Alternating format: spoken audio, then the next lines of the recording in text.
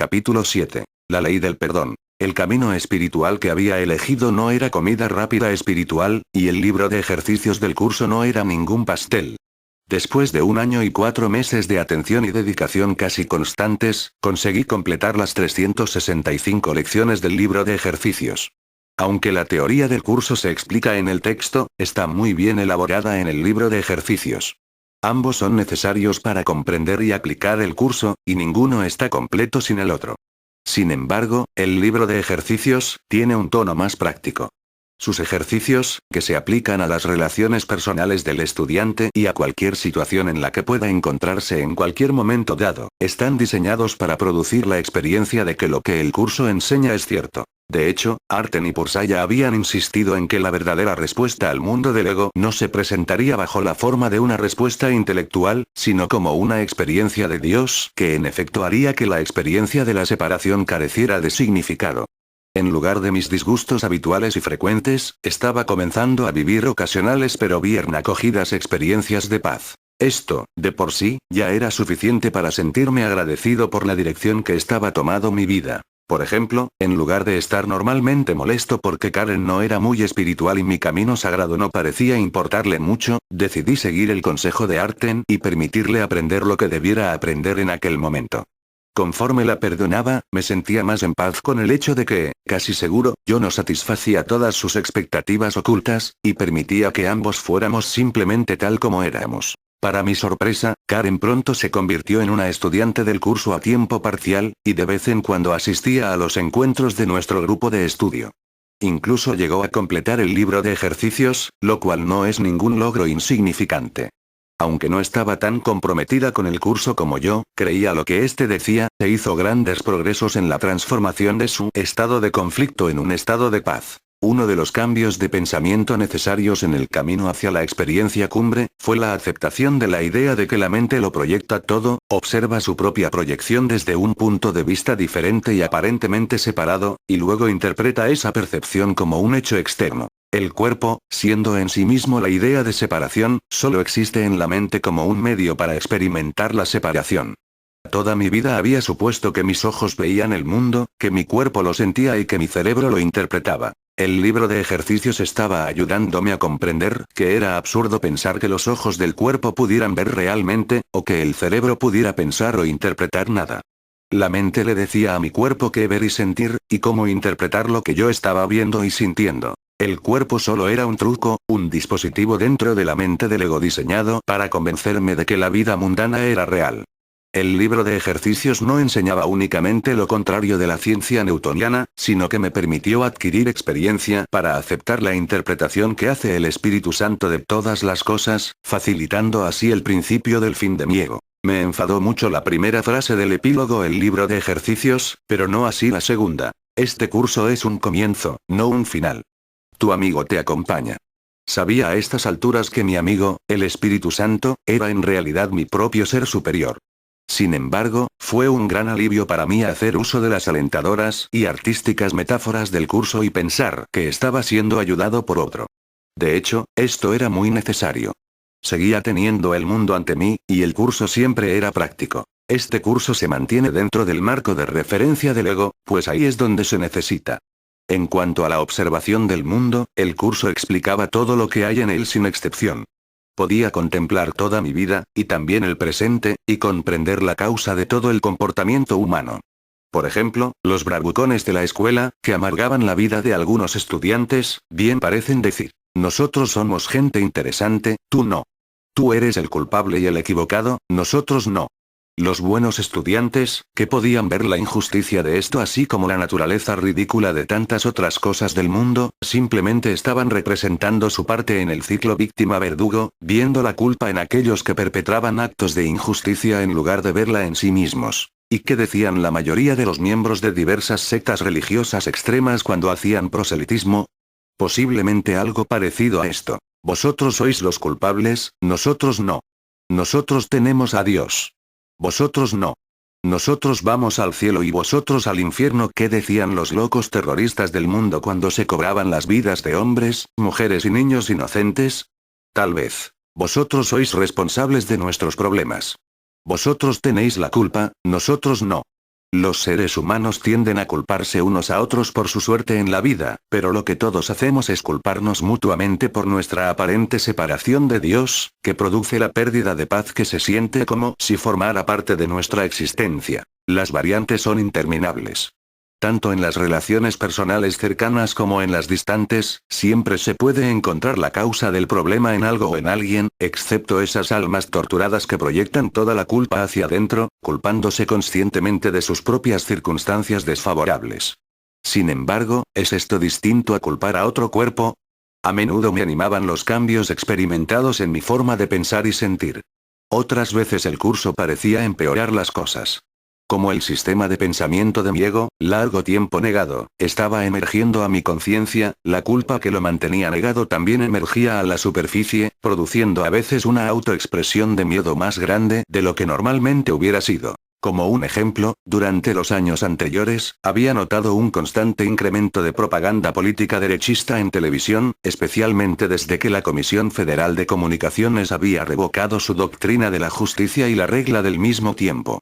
Ahora los poderes podían publicar toda la información unilateral y conservadora que quisieran a través de sus canales sin tener que dar una cantidad de tiempo justa e igual al punto de vista alternativo.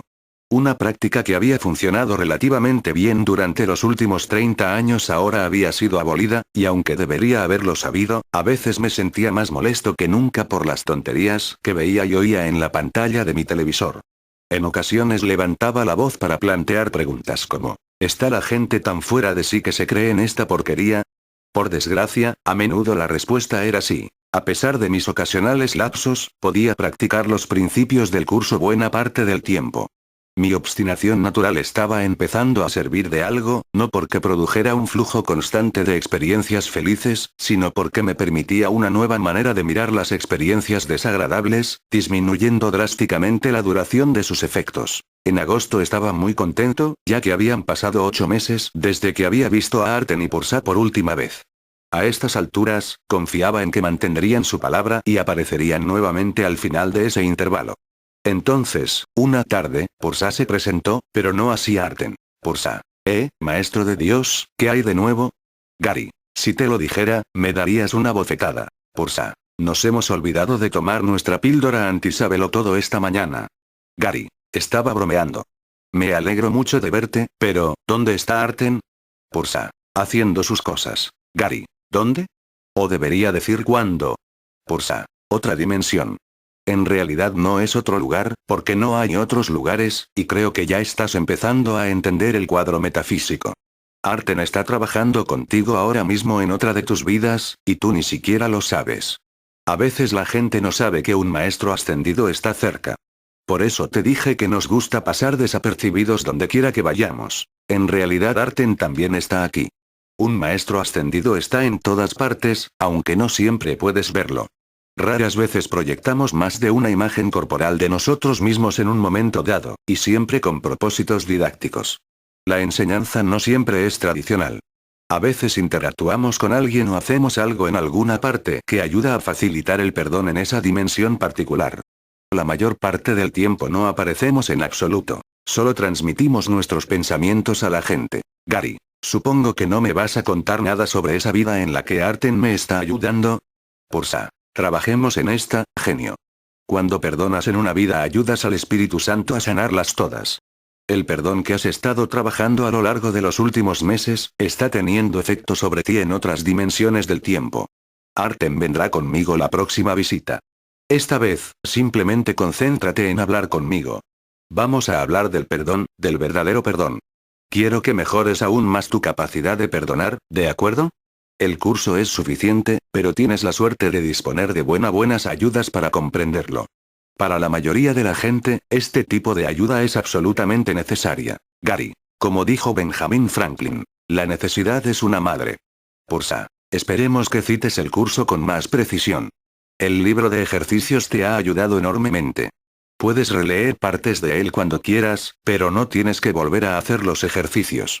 Algunas personas los hacen 2 veces. Otras, cada año. Es una elección individual. En tu caso, a partir de ahora será suficiente con leer y aplicar las ideas del libro de ejercicios del mismo modo en que aplicas las ideas del texto y del manual. Y en cuanto a nuestra conversación, pongámonos a trabajar. El curso enseña que tu única responsabilidad es aceptar la expiación para ti mismo. Ya has acelerado el proceso en el cual perdonas a los demás en lugar de juzgarlos. Habiendo completado el libro de ejercicios, ahora entiendes que, cuando condenas a otro, el proceso de tu salvación se detiene inmediatamente. También has tenido más experiencias de que el mundo es un sueño, nada sino una mera ilusión. Gary. Hace un par de semanas tuvimos un invitado en nuestro grupo de estudio y alguien mencionó algo en relación con que el mundo era una ilusión. Este hombre se sintió muy frustrado. Dijo, entonces, ¿qué sentido tiene hacer esto? Yo sabía que la respuesta es que tienes que entender que el mundo es un sueño con el propósito de comprender el perdón y la salvación, pero no supe explicarme con claridad. Pursa. Sí. Ya expresamos antes que no basta con decir que el mundo es una ilusión. La cuestión es que tienes que aprender a perdonar para poder volver a casa. Es necesario entender la metafísica del curso para poder entender el perdón, pero puede ser beneficioso para algunas personas si destacas el valor del perdón primero y después hablas gradualmente de la naturaleza onírica del mundo y de otros rasgos de la verdad. Y eso es justo lo opuesto de lo que hicimos contigo, pero hay una gran diferencia entre un libro como el que va a ser el resultado de nuestras visitas, y el tipo de interacciones personales que tendrás con la mayoría de la gente. No vas a enseñar a nadie la totalidad del curso. Eso significa que la gente solo lo leerá si encuentran algo que les suene cierto o que motive su interés. No trates de controlar eso. Simplemente sé tú mismo y deja que el Espíritu Santo actúe con la gente. Sí, pide ayuda y comparte tu experiencia si lo deseas, pero no trates de cambiar el mundo ni a sus habitantes. Simplemente perdona, en silencio. No te acerques a la gente y le digas, ahora te estoy perdonando, ¿sabes? Y esto nos devuelve al tema que teníamos entre manos. Dime algo que recuerdes del curso. Cualquier cosa que te venga a la cabeza, rápidamente. Gary. De acuerdo, esta es una de mis favoritas. No soy un cuerpo. Soy libre. Pues aún soy tal como Dios me creó. Pursa. Es una buena cita. Es del libro de ejercicios, que además expresa. El ego tiene en gran estima al cuerpo porque mora en él, y no puede sino vivir unido al hogar que ha construido. Es una de las partes de la ilusión que ha ayudado a mantener oculto el hecho de que él mismo es algo ilusorio. Ahora bien, si pensabas que eras un cuerpo antes de hacer el curso, bien puedes estar seguro de que otras personas piensan que ellas son cuerpos. Un componente importante de tu perdón es que aspiras a enseñar a la gente, silenciosamente, que no son cuerpos. Y así es como tu mente aprenderá de manera segura que tú no eres un cuerpo. Como señala el curso, lo que enseñes es lo que aprenderás. A medida que avancemos, procura recordar esto. Como hemos dicho, cuando perdonas a los demás, en realidad eres tú quien está siendo perdonado. Voy a hablar de los componentes del perdón, porque, como ya hemos dicho, el perdón es una actitud. Todo lo que aprendas se incorpora en esa actitud hasta que el perdón ocurra automáticamente. Para la mayoría de la gente, especialmente durante los primeros años, el perdón requiere que pienses en ello. Te conviertes en maestro teniendo procesos de pensamiento de perdón. Estos pensamientos de la mente correcta, en vez de los del ego, acaban por dominar tu mente. Digamos que ocurre una situación o se presenta alguien a quien tienes que perdonar y, siguiendo la dirección del libro de ejercicios, has aprendido a tener pensamientos de la mente correcta respecto a la persona o situación. La aplicación de tu entendimiento de todo el sistema de pensamiento del curso, que incluye el texto y el manual, colabora y fortalece tu actitud de perdón. Tus pensamientos de perdón generalmente no serán lineales. Cada persona tiene ciertas ideas que funcionan mejor para ella. Ayuda enormemente que el curso sea de naturaleza holográfica, donde cada pensamiento se encuentra relacionado con todos los demás. De hecho, se puede decir que al igual que en un holograma, la totalidad del sistema de pensamiento del curso se encuentra en cada una de sus secciones, o que cada parte contiene la totalidad. Te voy a entregar algunas ideas del curso que serán particularmente útiles para construir una sólida actitud de perdón. Esto te liberará tanto a ti como a las imágenes que veas de la prisión en la que parecen estar. En primer lugar, hablemos un poco más sobre la situación que afrontas, y de por qué el curso no es únicamente abstracto, sino muy práctico en este nivel. Gary. Una pregunta importante, por favor. Pursa. De acuerdo, te has portado bien. Gary. ¿Qué pasa con la gente que no parece temer nada cuando comete actos horrendos? Hay personas que se atan bombas al cuerpo y se suicidan llevándose muchas víctimas con ellos, porque creen que el martirio les garantizará un lugar en el cielo. En Estados Unidos, los asesinos en masa suelen preferir armas automáticas para liquidar docenas de personas sin pestañear. En ambos casos, estos asesinos son muy fríos y metódicos, como si no tuvieran ningún miedo. A veces incluso sonríen. ¿Cuál es la diferencia entre esa ausencia de miedo y lo que estás enseñando? Pursa. Esa es una pregunta sensata, y puedes hallar la respuesta en muchas de las cosas que ya te hemos expresado, porque todas ellas son parte del mismo sistema de pensamiento del amor. Ya hemos dicho que, tal como el curso enseña, la mente no puede sino acatar los dictados del sistema de pensamiento al que se adhiere. El sistema de pensamiento del Espíritu Santo está guiado por el amor. El del ego está guiado por el miedo y el odio, y siempre producirá algún tipo de destrucción. Los hombres bomba y otros asesinos, puede parecer que no le tienen miedo a nada, pero simplemente han negado y proyectado hacia el exterior su miedo psicótico. La apariencia de paz no siempre es verdadera paz interior, y no podemos repetir lo suficiente que la gente del mundo nunca vivirá en paz hasta que tenga paz interior, resultado inevitable del verdadero perdón. También hemos dicho que lo que haces es el resultado de lo que piensas. Eso no significa que siempre vayas a tener un comportamiento intachable. De hecho, cuando el curso señala que un maestro de Dios se hace perfecto aquí, se está refiriendo al perfecto perdón, no al comportamiento perfecto. La verdadera paz vendrá del verdadero perdón. Y la violencia, que es la representación del propio odio hacia uno mismo, visto como si estuviera fuera de uno, nunca se producirá como resultado del sistema de pensamiento del Espíritu Santo, que solo enseña amor y perdón. La metafísica del curso está construida en torno a la realidad de Dios y la irrealidad de la separación, y es esencial conocerla. Pero en el perdón es donde el neumático toca la carretera. Sin el perdón, la metafísica es inútil. Por eso decimos que el curso es práctico. Al final, solo hay dos cosas que en realidad puedes hacer.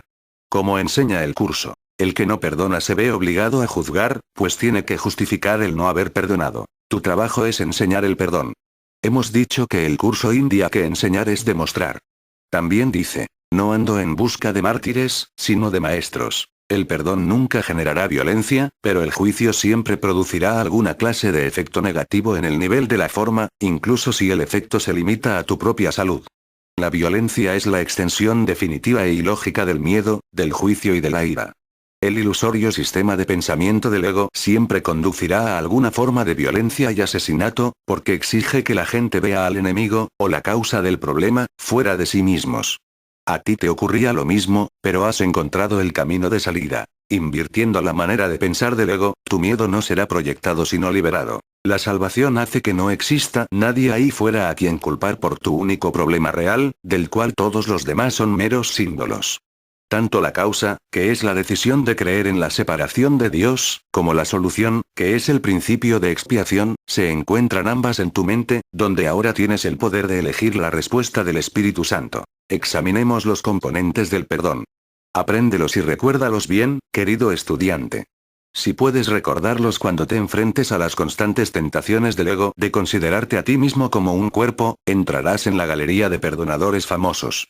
Estas ideas son el camino de la salvación, y tu billete de vuelta a casa, si llegas hasta el punto de aplicarlas regularmente. Gary. Considero que eso que has dicho sobre la galería de perdonadores famosos es una metáfora porque yo soy aficionado al béisbol, ¿no es así? Pursa. ¿Ves? Ya puedes ver la diferencia entre lo que debes tomarte literalmente y lo que debes tomarte metafóricamente. Gary. De acuerdo. Vamos a ello. Estoy acostumbrado a trabajar por nada, de modo que háblame de ese invento del perdón. Ya sabes que estoy bromeando. Sé que al cielo no se le puede llamar nada. Pursa. Eso es correcto. Y no tienes que esperar hasta tu experiencia de iluminación para disfrutar de los beneficios del perdón.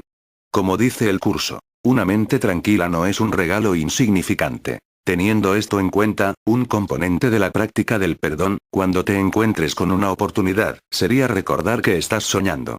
Eres el autor del sueño y has hecho que sus personajes actúen fuera de ti, para poder ver tu culpa inconsciente fuera de ti. Si recuerdas que estás soñando, entonces ahí fuera no hay nada más que una proyección. Una vez que crees eso, y la creencia solo viene con la práctica y la experiencia, no hay necesidad de que lo que ves y perdonas tenga ningún impacto en ti. Como dice el curso, el milagro establece que estás teniendo un sueño y que su contenido no es real. Este es un paso crucial a la hora de lidiar con ilusiones. Nadie tiene miedo de ellas cuando se da cuenta de que fue él mismo quien las inventó. Lo que mantenía vivo el miedo era que él no veía que él mismo era el autor del sueño y no una de sus figuras. Esta cita es de la sección del curso llamada La inversión de efecto y causa, que también dice: el milagro es el primer paso en el proceso de devolverle a la causa la función de ser causa y no efecto. Gary. De modo que ahora es mi sueño, no el de otra persona, porque solo somos uno. En realidad no hay nadie ni nada más que mi proyección, que ahora estoy recuperando al responsabilizarme de ella. Pursa. Sí. Recuerda, eso no significa que no haya mentes aparentemente separadas que piensan que en realidad están allí, pero que, como tú, tienen que aprender la verdad para que toda la mente vuelva a ser una. Como decimos, todo esto llegará a ser parte de tu actitud, pero al principio conviene pensar en ello como si tuviera distintos componentes. Cuando ya eres la causa y no el efecto, otro componente del perdón sería: perdona tanto tus imágenes proyectadas como a ti mismo por haberlas soñado. Ya sabes que el curso te dice que tienes que perdonar a tu hermano por lo que no ha hecho. Eso sería verdadero perdón porque, como también dice el curso, tú no estás haciendo real el error. No estás haciendo reales tus ilusiones. Estás llevando tus ilusiones ante la verdad. Ahora es el momento de perdonarte a ti mismo por soñar todo este lío en primer lugar. Si no ha ocurrido nada, y si el curso enseña algo es que no ha ocurrido nada, entonces eres inocente.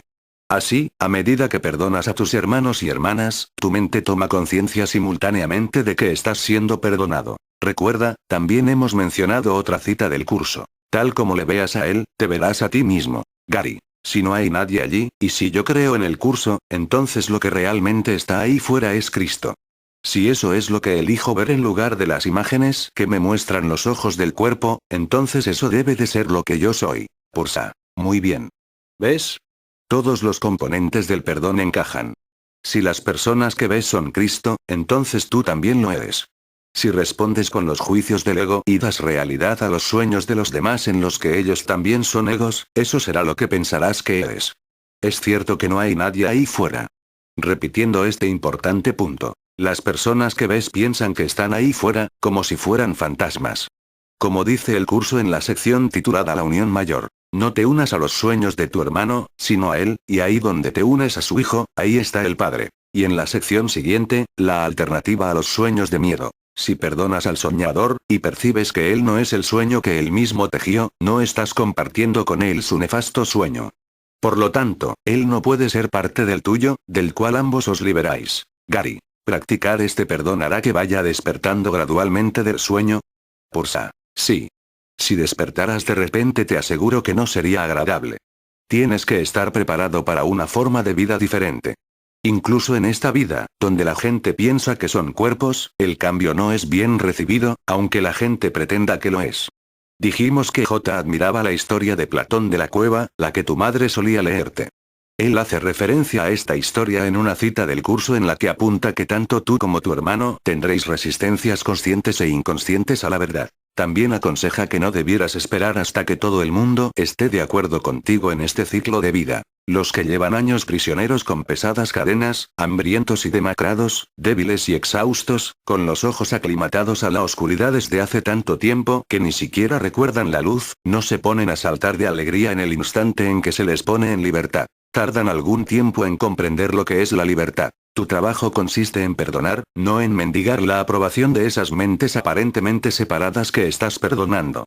Otro modo de recordar este mismo componente del perdón es traer a la memoria este párrafo del libro de ejercicios. Hay una manera muy sencilla de encontrar la puerta que conduce al verdadero perdón y de percibir que está abierta de par en señal de bienvenida. Cuando te sientas tentado de acusar a alguien de algún pecado, no permitas que tu mente se detenga a pensar en lo que esa persona hizo, pues eso es engañarse uno a sí mismo. Pregúntate en cambio, ¿me acusaría a mí mismo de eso? En lugar de acusarte a ti mismo, recuerda que las peticiones de amor de otros son las tuyas propias. Deberías sentirte agradecido a los demás. Los necesitas tanto como ellos te necesitan a ti. Sin esas imágenes que ves y el milagro, nunca serías capaz de encontrar el camino de salida. Esas imágenes son símbolos de lo que está en tu mente inconsciente, y sin ellas tu culpa inconsciente permanecería oculta de ti eternamente, y entonces no habría escape. El Espíritu Santo toma el mismo dispositivo fabricado por el ego para protegerse y lo usa para deshacerlo. Sus dispositivos solo pueden ser usados para bien. No te preocupes por los resultados, que podrían ser vistos o no al nivel de la forma. Siéntete agradecido por lo que el perdón y el Espíritu Santo están haciendo por ti. Perdonando a tus hermanos y hermanas de la manera que hemos descrito, te estás reuniendo con lo que eres en realidad. Estás diciendo al mundo y a las imágenes corporales que ves, que su conducta no puede tener ningún efecto sobre ti, y que si ellas no pueden tener un efecto en ti, entonces en realidad no existen separadas de ti. Así, en realidad, no hay separación de ninguna clase, lo cual nos conduce al último gran componente de la actitud del perdón. Confía en el Espíritu Santo y elige su fuerza. La paz del Espíritu Santo te será dada si haces tu trabajo. Él sanará la mente mayor inconsciente que está oculta de ti, y al mismo tiempo te dará su paz. Es posible que esta paz no llegue siempre inmediatamente, aunque a veces lo hará. En ocasiones te sorprenderá en forma de algún suceso que normalmente te disgustaría y esta vez no lo hace. Todo esto te conducirá al reino de los cielos, porque, junto al Espíritu Santo, estás haciendo el trabajo que conduce a un estado de paz, que es la condición del reino. Perdonar es en realidad prepararse para volver a entrar en el reino de los cielos. Como dice el curso, la capacidad de aceptar la verdad en este mundo es la contrapartida perceptual de lo que en el reino es crear. Dios cumplirá con su cometido si tú cumples con el tuyo, y a cambio del tuyo, su recompensa será el intercambio de la percepción por el conocimiento. Este conocimiento, que no es el conocimiento tradicional, técnico, sino la experiencia del cielo, similar a la idea original de la gnosis, es un derecho de todos. El curso no es neognosticismo. El curso es algo único. Los gnósticos entendieron algunas cosas correctamente, en particular la escuela valentiniana del siglo II en Roma. Antes mencionamos el Evangelio de la Verdad, que fue escrito por un alumno de Valentino.